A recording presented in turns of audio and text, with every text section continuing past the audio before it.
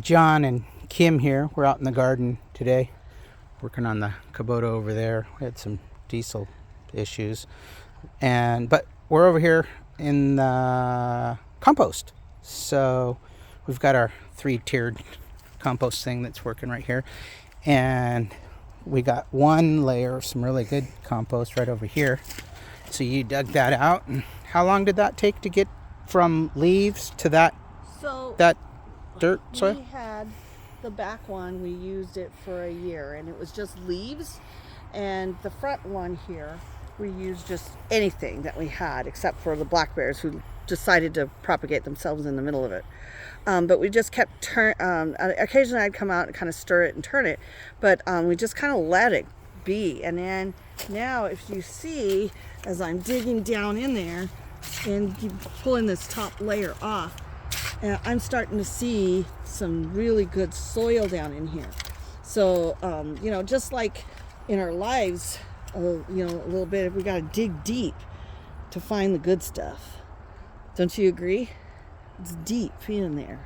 Well, sometimes shallow is okay to find good stuff, Well, but I understand what you're saying. The shallow is those leaves in that. When it comes to a compost, there's something about taking the top layer, and we also threw our scraps in there. Yeah, so this is all scraps, egg scraps, everything. It just breaks down. Egg scraps. Yeah, eggshells. Just anything that we can compost that, from our normal food. We get nice little roly-polies in there. We get worms in here, and it really It's amazing helps. how they just show up. Yeah. Like we didn't actually put any in there. They just showed up. And then, just leftover vegetables and stuff that we didn't eat. And it's kind of cool. And it's like a nice, fluffy, light soil. Yeah. There's, there's still a little bit of leaves break down in there, but that's okay because it's going to add nutrients into our garden. We need nutrients into our garden. We've had this garden for several years, and we've never added soil to it. We just keep using our own compost, and every year we get a great turnout of vegetables. There's a few rocks in here, by the way. I don't know where those come from. Do you know where those come from?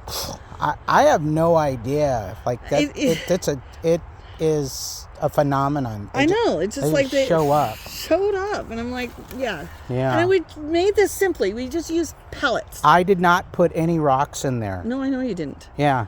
But this was made very simple. We went. Oh, and picked up pallets. These were just leftover pallets that were like given away for free, and we just put them together, and so.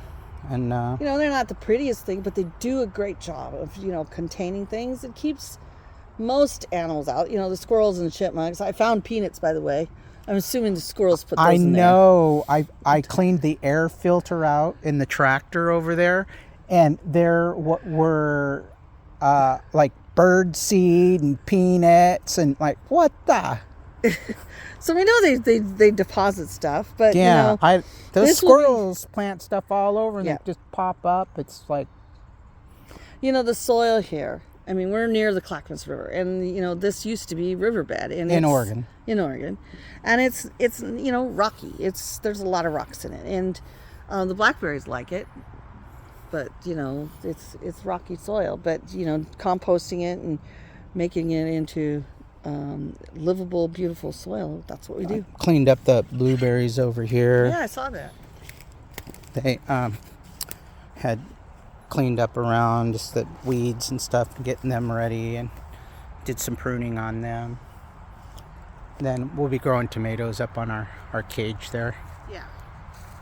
But so March is a good time of year just to get things ready in your garden. In the Pacific Northwest. Yeah, like in Montana. Do they have compost piles in Montana? Yeah, my aunt has one. I'm pretty sure it's pretty small. I want to show a really neat little trick. Of course, I like doing it with the loppers, but if I don't have my gloves on, and when you're dealing with blackberries and stuff, you see those thorns there, you can actually kind of pull it away. See that? And I didn't grab it with my hands. I don't have my leather gloves, but grabbed it with the loppers. Or these are hand pruners, but you know, almost kind of like chopsticks or something. Yeah. You know, and clip some of these in here. Yeah. Well, gardening's good for your mental health. So Gotta get this into the yeah, if you can get the good stuff, you know, some places call that black gold. Get the good stuff.